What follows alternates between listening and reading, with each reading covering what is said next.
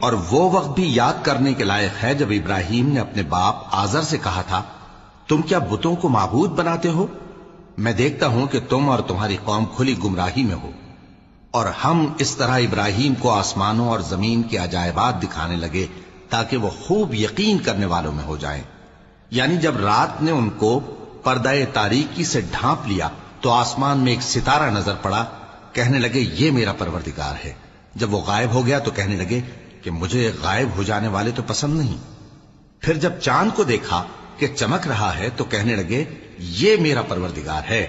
لیکن جب وہ بھی چھپ گیا تو بول اٹھے کہ اگر میرا پروردگار مجھے سیدھا رستہ نہیں دکھائے گا تو میں ان لوگوں میں ہو جاؤں گا جو بھٹک رہے ہیں۔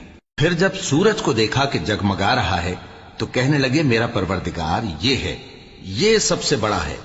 مگر جب وہ بھی غروب ہو گیا تو کہنے لگے لوگوں، جن چیزوں کو تم اللہ کا شریک بناتے ہو میں ان سے بیزار ہوں۔ میں نے سب سے یکسو ہو کر اپنے آپ کو اسی ذات کی طرف متوجہ کیا جس نے آسمانوں اور زمین کو پیدا کیا ہے، اور میں مشرکوں میں سے نہیں ہوں۔ اور ان کی قوم ان سے بحث کرنے لگی تو انہوں نے کہا کہ تم مجھ سے اللہ کے بارے میں کیا بحث کرتے ہو؟